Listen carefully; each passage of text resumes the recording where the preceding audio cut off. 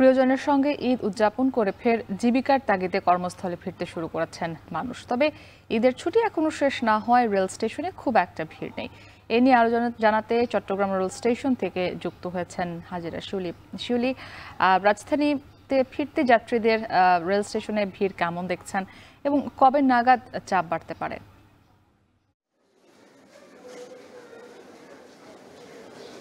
মুক্তি যারা আসলে আগেভাগেই ঈদের ছুটিতে স্বজনদের সাথে ঈদ করতে চট্টগ্রামে এসেছিলেন, যেহেতু তাদের আবার বাড়ি গিয়ে অনেক কিছু গোছাতে হবে বা ছুটির পর কর্মস্থলে যোগ দিতেও কিন্তু তাদের কিছু প্রস্তুতির দরকার হয়।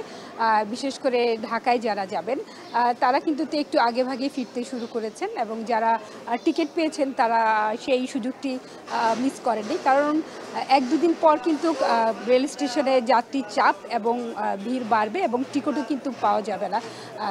তাই বিশেষ করে ঢাকা সকাল থেকে এ পর্যন্ত প্রায় 3টি ট্রেন ছেড়ে গেছে। এর মধ্যে 2টি ছিল ঢাকাগামী ট্রেন, একটি চট্টলা এক্সপ্রেস আর একটি সরাসরি ট্রেন সুবর্ণ এক্সপ্রেস। একটু পরেই সিলেটের উদ্দেশ্যে ছেড়ে যাবে আরেকটি ট্রেন, সেটি হচ্ছে পাহাড়িকা এক্সপ্রেস। তবে ঢাকাগামী ট্রেনগুলোতে এখানকার যারা রেল স্টেশনের প্ল্যাটফর্মের কর্মকর্তারা জানিয়েছেন অন্যান্য বারের তুলনায় এই সময়টাতে ভিড় কিছুটা বা চাপ কিছুটা কম আছে, এবং ট্রেনের যে আসন সংখ্যা তার চেয়ে কিছুটা কম যাত্রী নিয়েই ট্রেনগুলো ছেড়েছে। তবে কক্সবাজারগামী প্রবাল এক্সপ্রেসে কিন্তু যথেষ্ট ভিড় ছিল, এবং সেই ট্রেনটিতে যে আসন সংখ্যা তার চেয়েও বেশি অতিরিক্ত যাত্রী নিয়ে ট্রেনটি ছেড়ে গেছে। যেহেতু অনেকেই যারা আসলে এখনও যারা একটু দেরিতে তাদের কর্মস্থলে যোগ দিবেন বা যারা কিছুটা বাড়তি ছুটি নিয়েছেন তারা পর্যটন শহর বা সৈকতের শহর কক্সবাজার যাচ্ছেন। এর বাইরে চাঁদপুর, সিলেট এবং কুমিল্লা সহ বিভিন্ন গন্তব্যের যাত্রীরা কিন্তু তাদের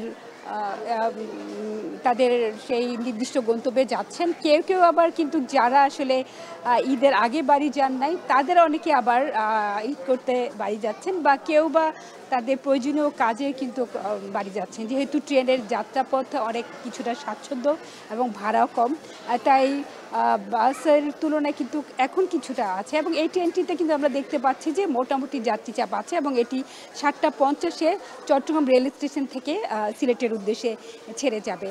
এবং এই ট্রেনটিতে যাত্রীদের চাপ থাকে। কেউ কেউ বলেছিলেন যে অনেকেই কিন্তু টিকিট পাননি, তাই তারা প্ল্যাটফর্মে অপেক্ষা করছেন। যদি শেষ মুহূর্তে কোনো যাত্রীর মিস হয় তাহলে যদি টিকিটটি তারা পেয়ে যান। তো এই ছিল আমার কাছে এখনকার মতো সবশেষ।